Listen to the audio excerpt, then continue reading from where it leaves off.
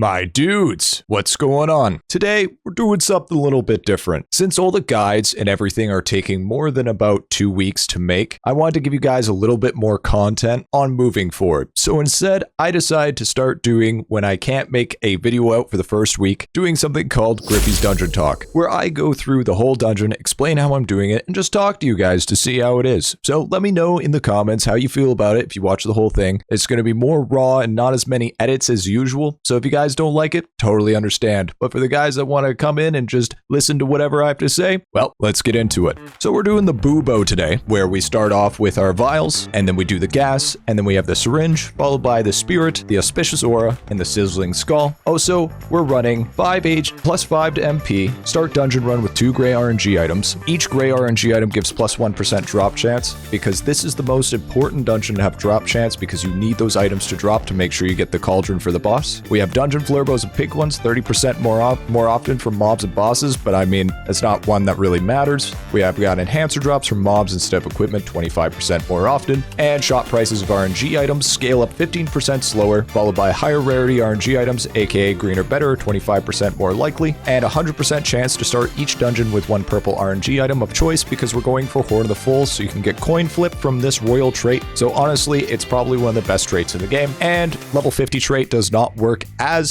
it says right now. And for cards, we are rolling with 105% total dungeon damage, 65% dungeon MP regen, 30% dungeon money, 10% block chance, 35% dungeon move speed, and 100% RNG item rarity. Now there's a thing to notice with chips. If the top left card and the bottom right card, it also works for party dungeons. So you can ultimately increase the value of each card on the top left and the bottom right if you have those chips. So anyways, let's get to the dungeon. Okay, here we go, and coin flip, and there we go. Now we have our legendary. We have Horn of the Fool, Triad of the Manifying Stone of the Bulwark. We don't want to take it right away because we want to build up our crit chance. Our crit chance is going to be the first thing to level up, and we're going to grab this weapon. I usually like to clear the right side first. Usually have that down as soon as possible. Get that working. Everything is down to level 50 due to party dungeons, but that's okay. We're just trying to push as hard as we can, get to 4th frog, and kind of showcase how Bubo's so strong. We're going to buy a bunch of RNG items.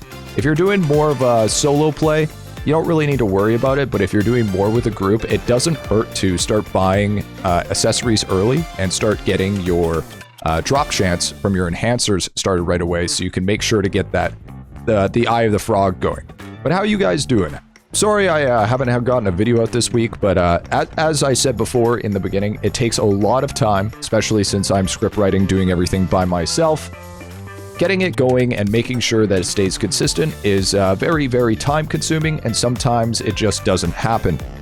It's unfortunate, but I thought this would be a nice way to kind of, switch it up a little bit so you guys at least get a little bit of content without waiting extra weeks. So I thought this would be a cool kind of thing to do. All right, so we got RNG voucher. Let's go. We're going to take Rabbit's Paw, of course, because we want drop chance. Blood Vial's always strong. Handy Ice Pick. We only need 3 of these because we have all maxed RNG items, and we want to make sure that we get that as soon as possible.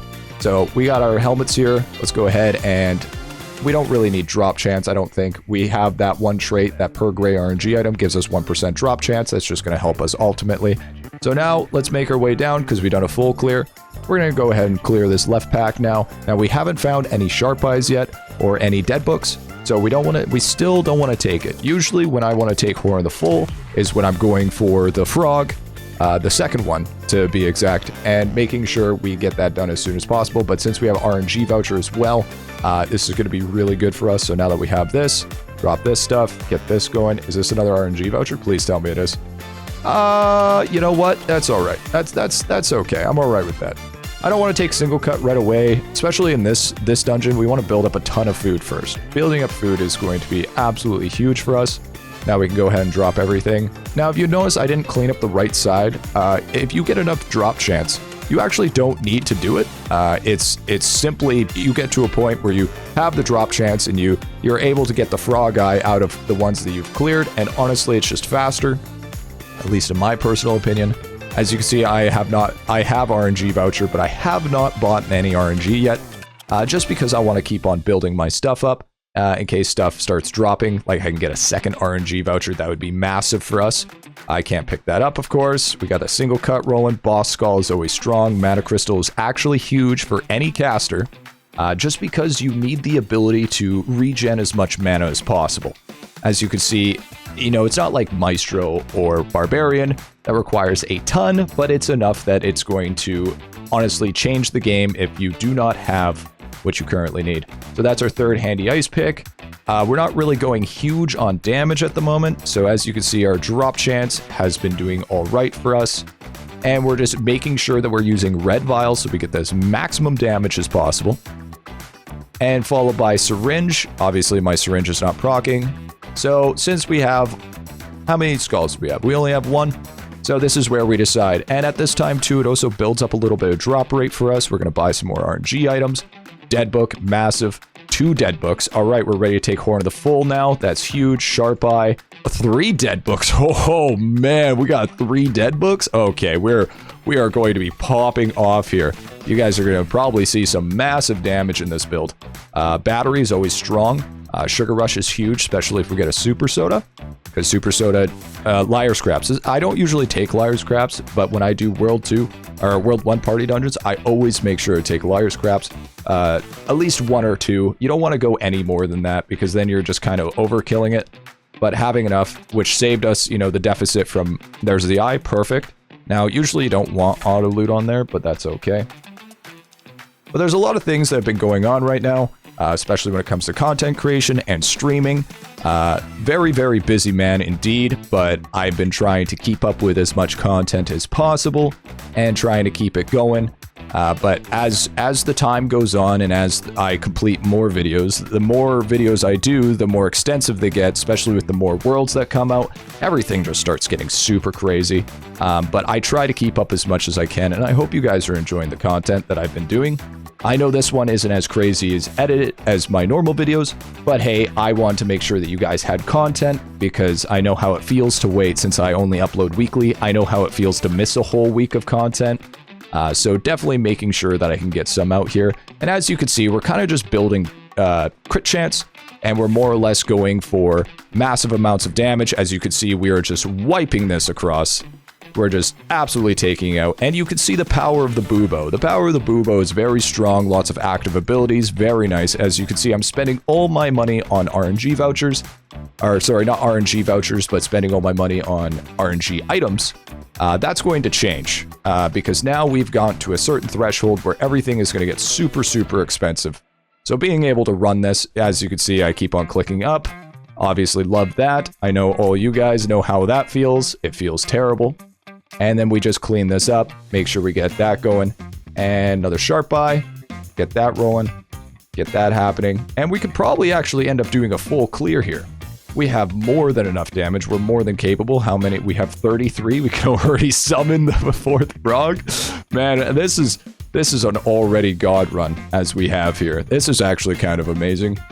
You could just tell the power of the Bubo. I am very high level and I do have really strong cards, but even with all out those cards and everything, this is still more than doable.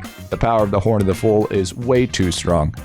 It's very good for just trying to pump out as much damage as possible. And as you can see here, we're just easily clearing this. And we can go ahead and sell everything, see how many RNG items we get. You see, what I want to see is how many RNG items we could possibly pull out of this. So this is, you know, this is all great. This is looking fantastic for us. Lots of single cut, going good, able to completely full clear. And yeah, it's very strong. The syringe is actually one of the strongest abilities for Bubo that you can get for single target boss damage. So you want to make sure to definitely have that on your bar when you're rolling it. And we got a Jenny Sphere here. Yeah, this is an easy dub. This is a huge easy dub for us. But ultimately, it was a good run. Nice and easy, nice and smooth. I mean, after you hit about level 50, level 40 is when you really start to pop off. But, you know, once you get to a point, you're just so strong that you can basically do anything. World 1 and is probably the easiest of the bunch. I would say World 3 is a lot more hectic. World 2 is not that hard. The problem is how long it takes. It's more of, you know, you can do this in about 11 minutes. That's how much the timer is. but there's no timer in World 2. And the timer in World 2, if you were to put a timer on it, it would be a minimum of probably 30 to 40 minutes. So it'd be a long video. But yeah, I'm also in the look of an editor too. So if you guys are an editor and you want to know, feel free to shoot me a DM on Discord, or if you want to hit me up on Twitter, whatever works, to see if we can try to work something out. Because honestly, it's a lot of work to just write the script, do the footage, getting the sound effects, the music, everything in. But ultimately, looking for an editor would be fantastic.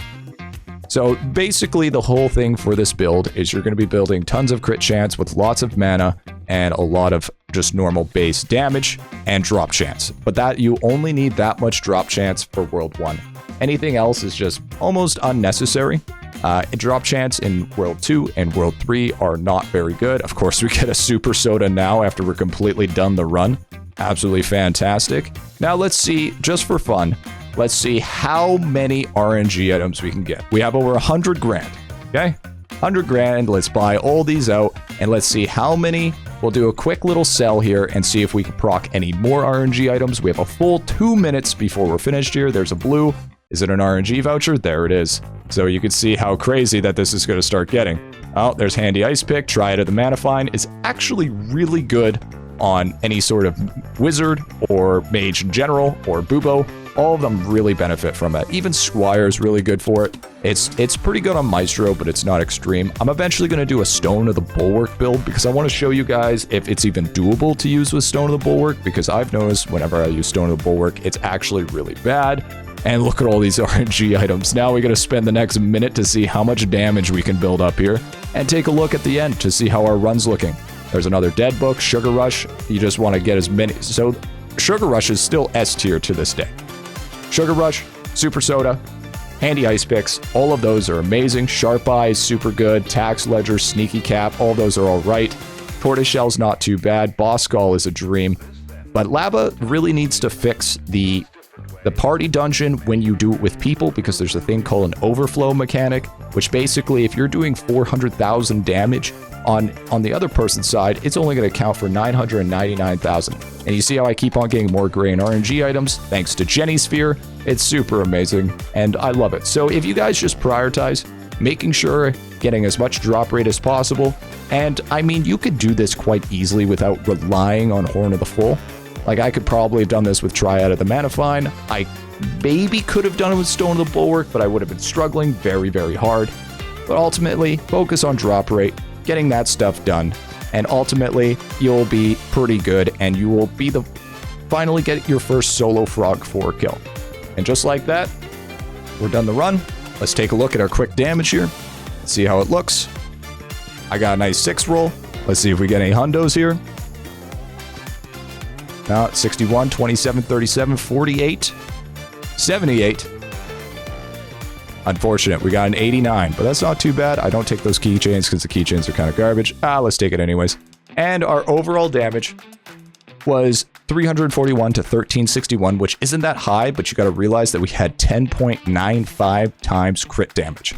Now, this is why Horn of the Full is so strong. And we're also sitting at 2.64 drop rarity, thanks to our perk that gave us 1% to our gray RNG items, and 165% crit chance. There is no mega crit in dungeons, so having this much crit chance is absolutely nonsense, but it is what it is. But anyways, my dudes, thanks for hanging out. Thanks for joining the little Griffy's Dungeon Talk. I hope you guys had fun. Make sure to like, sub, and hit the bell for future notifications when we have our full edited videos out. But like I said again, sorry for you guys that I couldn't get out the video until next week, but it will be out next week. And thank you. I just want to take a second and just thank you guys for getting me so close to 5,000 subscribers. I never thought it would be at that level, and I never even thought that would even be possible, especially with this game. But ultimately, you guys just blown out of the waters. But that being said, anyways, my dudes, tune in for the next IdleOn video. Stay safe. Happy grinding, and peace out.